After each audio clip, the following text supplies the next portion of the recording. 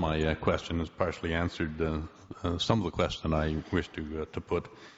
But I would like to put to Mr. McMurchie that there was, in point of fact, place on that servitude close to the heart of the West Island, a place, we've been suggesting this for at least that 5 years that he spoke of, and that's on the Procter & Gamble site.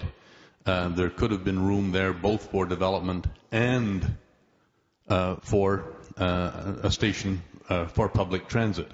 And this would have served to the heart of the West Island, all of the surrounding communities, and would have allowed for rapid movement of people out of their cars from the West Island to the downtown. And I can assure you, having traveled that, Mr. McMurchie, very many times, trying to get myself into public transit, my nearest access point to the metro system is in Coalition Verte, and it takes a great deal of effort to get there by public transit. It's almost impossible to do it in any kind of reasonable time frame, and one is forced to use one's automobile through that nearly 10 kilometers.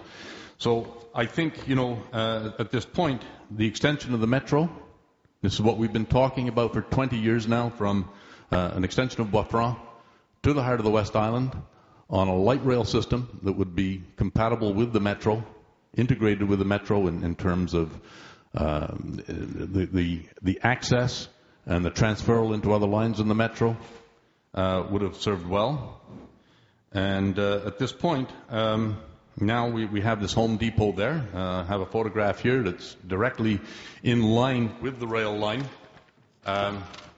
There's absolutely no way that a train can be passed through there. It certainly can't be passed through on holiday. And that just adjacent to it, just to the left in your picture, would have been the Procter & Gamble site, where there could have been a place where buses could have come in from across the West Island, and it could have been transferred from, in point of fact, Point Claire, from the Fairview Shopping Centre. And it would have ameliorated the conditions in the West Island immeasurably. One of your colleagues to the north, Mr. Janaszewski, has been talking for some time now about finding a trajectory to get West Islanders to the metro system of Coalition Verte.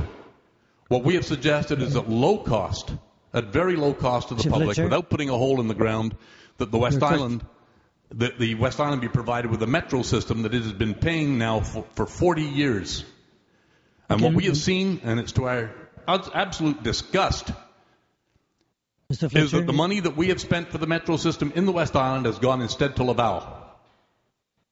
And we've been paying since 1967. Okay, what's your question, sir, please? My question is, given that this is now a fait accompli, this development, will you see a similar sort of thing happening elsewhere? That the Doney Spur, if CN decides that it wants to do the trading, the permission will be given for it to trade this off, robbing the West Islanders of the rest of this servitude? Is that Sir, your what question, Point Claire? please. That's my question. Will Point Claire now allow other incursions into that servitude if it's convenient? Mr. President, I apologize to Mr. Fletcher. I possess no qualities of clairvoyance, but I didn't have this list of questions in front of me when I answered the first time.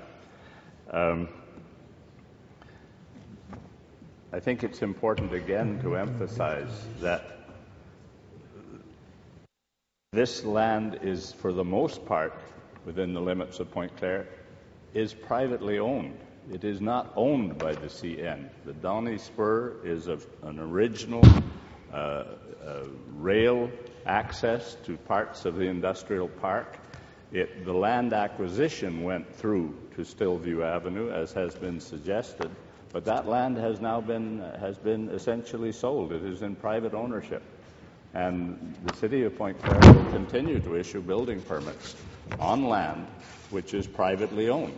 There is no servitude for the Doney Spur. It is the CN owned that property free and clear. They had good title. They sold it, and they conveyed clear title to other people. That is what the land that is being built upon. But again, that information is readily available, and I would be happy to put Mr. Fletcher in touch with our technical people who can describe the ownership situation from east to west as it goes through Point Claire. Second question? Yeah, a very short one because Yes, okay. there's only 4 minutes left. Given that CN received that land as a land grant for public use to be devoted to the public good at a time when it was a public corporation, how can we now countenance, now that CN has become private, that it does not return that land? Should it not be obliged to return that land, since it paid not a dime for it, back to the public That's for your their question, good use? Mr. McMurchie? That should be Care to answer? contested in court. I have absolutely no expertise in that, Mr. President. I'm sorry I cannot assist Mr. Fletcher. The title to me was clear, and it was conveyed in a clear fashion to the new proprietors, and it was upon that land, clear title, that we issued the building permit. And I might add, the land where that building is located now has been a parking lot of the Terrarium Shopping Centre for the last, 5 or 6 years, Mr. President. I'm aware, yeah. Thank you, Mr. Fletcher. Thank you very much.